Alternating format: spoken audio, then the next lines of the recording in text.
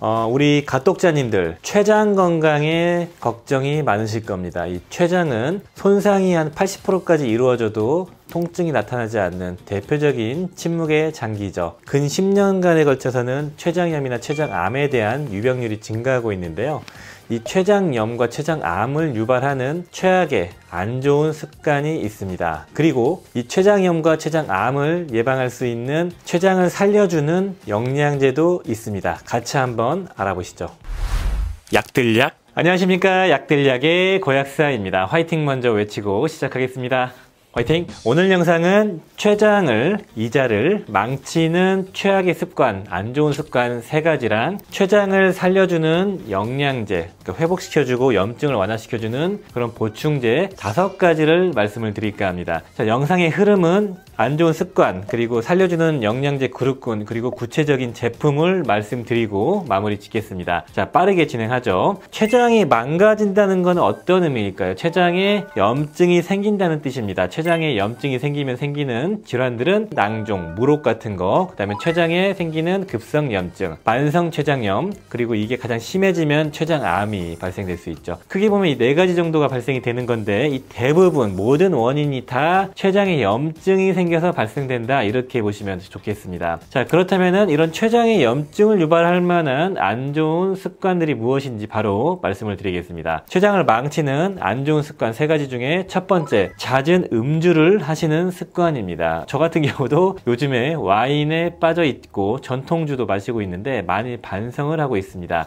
일주일에 3회 이상, 그리고 맥주 한 2캔 이상 꾸준하게 드시는 그런 패턴들, 그리고 일주일에 소주 2병 이상 드시는 분들, 이런 분들, 그리고 소주 기준으로 시간당 1잔 이상, 보통 한 2잔 정도를 막 포금하시는 분들, 우리 간이 회복할 수 있는 적정 알코올량이 보통 시간당 한 10g 정도의 알코올량이거든요. 소주 1잔, 맥주 한 250ml 정도에 해당되는데, 더 빠른 속도로 정말 폭주하시는 분들, 이런 분도 해당이 됩니다. 그래서 술을 많이 드시거나 주기적으로 드시거나 빠르게 드시는 분들, 이런 분들 모두 췌장을 망치는 습관이다, 이렇게 보시면 좋겠습니다. 이 알코올이 대표적인 급성 만성 췌장염의 직접적인 원인이고요. 만성 췌장염의 80% 정도의 원인이 이런 음주에서 발생된다고 합니다. 그러니까 술만 끊어도 췌장염에 대한 걱정을 확 줄일 수 있는 것이고요. 이런 알코올이 대사가 되면은 대사 과정에 발생되는 독소들, 그리고 알코올을 분해할 때 소모되는 효소들, 그리고 알코올을 대사하는 과정에 발생되는 췌장 안의 단백질 플라그들, 이런 것들이 췌장에 염증을 유발한다고 알려져 있습니다. 자, 췌장을 망가뜨리는 최악의 습관 2번째, 바로 흡연입니다. 췌장암의 가장 주 원인 중에 하나가 음주 제외하고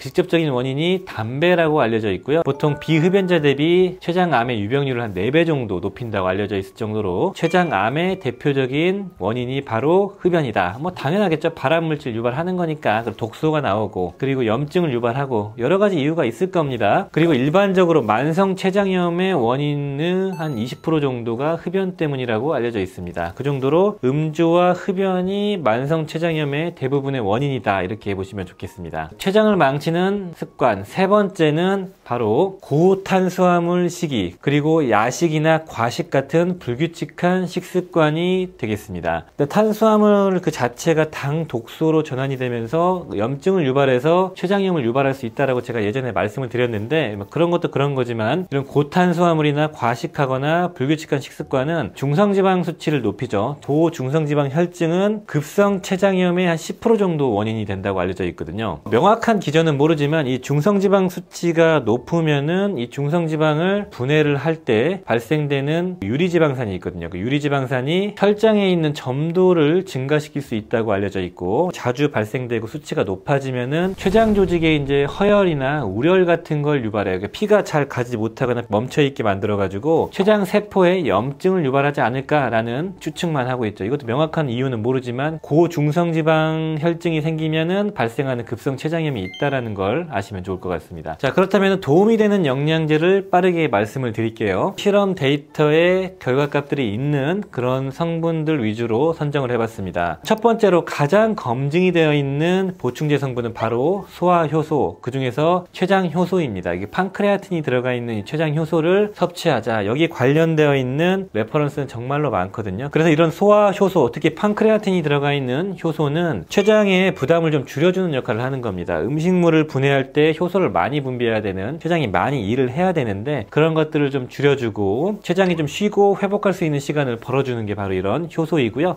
효소 같은 경우는 꾸준하게 장기적으로 섭취하면은 섭취할수록 위나 췌장 같은 소화기관의 부담을 줄여주는 그런 보충제 성분이다, 이렇게 보시면 좋겠습니다. 자, 그리고 두 번째로 췌장의 부담을 줄여주고 췌장을 살려주는 그런 보충제 성분은 바로 글루타민입니다. 글루타민은 아미노산의 일종으로 보통 운동하시는 분들이 근육세포의 에너지원으로 활용하기 위해서 많이 드시죠. 그런데 많은 분들이 이제 위장의 점막을 재생시키고 세포를 회복시키는 그런 개념으로 글루타민을 섭취하고 계신데요. 마찬가지로 췌장의 염증이나 췌장 쪽의 세포의 손상 같은 거를 회복시켜주는 그런 목적으로 글루타민을 섭취합니다. 실제로 이제 병원에서도 이런 수액요법으로 정맥으로 영양 성분을 공급하는 그런 요법으로 글루타민을 직접 투여를 합니다. 췌장에 손상이 되어 있고 췌장에 염증이 있기 때문에 이런 직접 경구로 투여할 수는 없겠죠. TPU를 활용해서 글루타민을 쏴주면은 염증을 완화시켜주고 췌장 기능을 회복시켜주고 입원율을 낮춰준다는 데이터들은 되게 많거든요. 그런데 경구 투여했을 때도 비슷한 효과를 보여준다는 데이터가 있습니다. 그래서 흔하진 않지만 경구 투여했을 때는 혈중에 있는 글루타민 농도를 높여주고 위점막을 회복시켜준다는 데이터는 많이 있기 때문에 췌장에도 분명히 도움이 된다는 걸 알 수가 있는데, 이 논문을 보시면은 12개의 논문을 메타 분석을 해서 확인해 본 결과 글루타민을 경구로 보충제로 투여했을 때 급성 췌장염으로 인한 사망률이 유의미하게 감소했고, 그다음에 감염으로 인한 합병증을 예방했고, 그리고 입원 기간을 감소하는 그런 데이터 값이 나왔다고 합니다. 물론 이제 그 TPU 같이 정맥으로 투여하는 글루타민보다는 연구 데이터가 극히 좀 제한적이지만 이론상으로도 알 수가 있고 이렇게 데이터상으로도 효과가 있었다는 걸 알 수가 있는 거죠. 자, 그리고 세 번째로 췌장에 도움을 주는 그런 보충제 성분은 바로 커큐민입니다. 강황 추출물 커큐민인데요. 커큐민이 췌장에 좋다라는 이 데이터들은 대부분 쥐 실험밖에 없었던 점은 참고하셔야 되고요. 쥐에게 급성 췌장염을 유발한 다음에 커큐민을 투여했을 때 여러 가지 염증인자들이 수치가 회복되고, 그리고 췌장염에 관련된 혈중 아밀라제 수치 또한 감소했다고 그런 데이터들이 정말로 많습니다. 다만 쥐에 한정된 데이터들 위주여가지고 사람에게 과연 도움이 될까라는 우려도 있을 수 있겠지만, 실제로 이제 커큐민의 그 작용 기전을 보시면은 도움이 될 거라고 판단하시는 게 좋습니다. 췌장염에 도움이 될 수 있을 거라고 유추할 수 있는 데이터들이 많이 나오죠. 실제로 사람의 그 염증인자들, NF-kappa비나 TNF-알파 같은 염증인자를 직접 억제할 수 있다는 데이터들이 많이 있고, 그 항궤양, 염증이 심했을 때 세포 손상 같은 걸 회복시켜줄 수 있는 그런 작용을 보여준다는 게 바로 커큐민의 효능이거든요. 그래서 위염이나 위궤양이나 궤양성 대장염이나 그런 데에도 커큐민이 효과가 있는 걸 봐서는 췌장염에도 분명히 효과가 있을 거라고 판단이 되어집니다. 자, 그리고 네 번째로 췌장에 도움을 주는 그런 보충제 성분은 바로 비타민 D입니다. 제가 췌장을 망가뜨릴 수 있는 보충제 성분 중에 하나로 비타민 D 고용량을 말씀드렸는데, 비타민 D를 너무 고용량을 섭취하면은 칼슘 수치가, 혈중 수치가 높아지면서 췌장에 염증을 유발할 수 있다라고 하나의 근거로 제가 제시를 했는데, 적정 수치의 비타민 D는 또 췌장염을 예방할 수 있다고 합니다. 첨부되어 있는 이 데이터를 보시면은 실제 그 만성 췌장염 환자가 대부분 비타민 D 수치가 떨어져 있고 이걸 채워줬을 때 이점이 있다라는 그런 데이터인데요. 비타민 D 자체도 칼슘의 대사를 돕기 때문에 고칼슘 혈중 같은 걸 예방할 수 있는 거고, 여기에다가 추가적으로 비타민 K2까지도 섭취하면 좋겠다라는 걸 우리가 유추할 수가 있는 거죠. 특히 비타민 K2가 비타민 D와 함께 섭취하면은 칼슘을 뼈로 보내주는 작용이 강화될 수 있기 때문에 비타민 K2까지 섭취하면 좋겠다라고 예측할 수가 있는 거죠. 그리고 다섯 번째 그룹군으로는 산화적 손상과 염증을 예방할 수 있는 항산화 성분들, 비타민 C나 비타민 E 같은 거, 그리고 오메가3 성분도 항염증 작용으로 인해서 췌장의 염증을 예방할 수 있다라는 데이터들이 있었습니다. 자, 그리고 마지막으로는 이제 제품을 한번 말씀을 드릴게요. 첫 번째로 말씀드렸던 소화효소 제품을 말씀드리겠습니다. 소화효소는 제가 말씀드렸던 것처럼 판크레아틴이 들어가 있는 소화효소를 고르시면 좋고, 판크레아틴과 여러 가지 밸런스 있는 소화효소가 함께 들어가 있는 효소를 섭취하시면 좋습니다. 제가 과거에 한번 말씀드린 적이 있는 나우풋 땡땡의 슈퍼 엔자임, 슈퍼 효소라는 그런 제품이 있습니다. 이 제품은 베타인과 펩신, 단백질 관련된 효소와, 그러니까 위 효소죠. 여기에다가 판크레아틴이 들어가 있고 담즙산까지 들어가 있고 식물성 효소인 브로멜라인, 파파인까지 들어가 있습니다. 밸런스가 아주 좋은 췌장 효소가 들어가 있는 그런 효소다, 이렇게 말씀드리고 싶고요.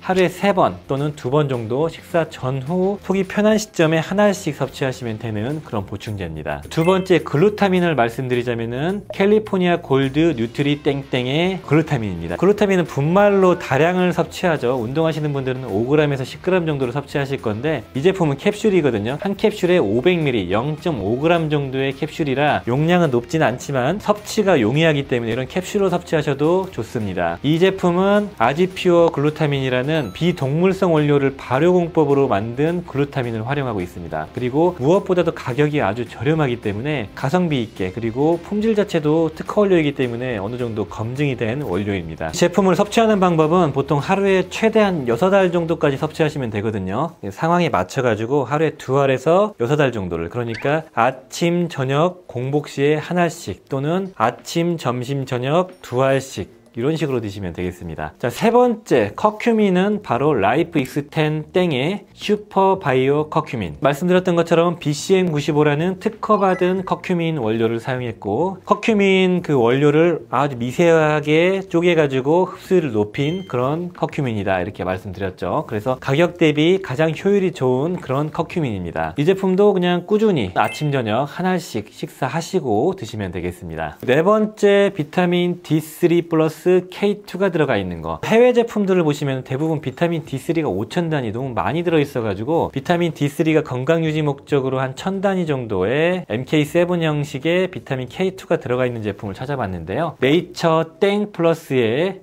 비타민 D3 K2입니다. 요거는 비타민 D3가 1000단위, 딱 유지 용량 정도가 들어가 있고, 비타민 K2는 MK7 형식, 반감기가 길어서 효과가 좀 좋은 그런 타입의 비타민 K2가 100마이크로그램, 딱 유지 용량 정도가 둘 다 들어가 있는 거죠. 그래서 보통 하루에 한 번 식사하시고 한 알, 적극적으로 드셔보실 분들은 아침 저녁 식사하시고 한 알씩 하루에 2알 드시면 되겠습니다. 자, 오늘 영상은 췌장을 망가뜨리는 가장 안 좋은 습관 3가지에다가 췌장을 살려줄 수 있는 근거가 어느 정도 있는 보충제 성분 5가지 그룹군을 말씀을 드렸습니다. 병원에서 치료받는 게 우선인데 이런 보충제를 활용해도 도움이 될 수 있다는 점을 좀 알아두셨으면 좋겠고, 여기서 가장 파워풀하고 효과적인 거는 소화 효소다. 예방하고 췌장을 관리하는 목적으로 효소를 꾸준히 수년 동안 계속 섭취하는 게 되게 중요하고요.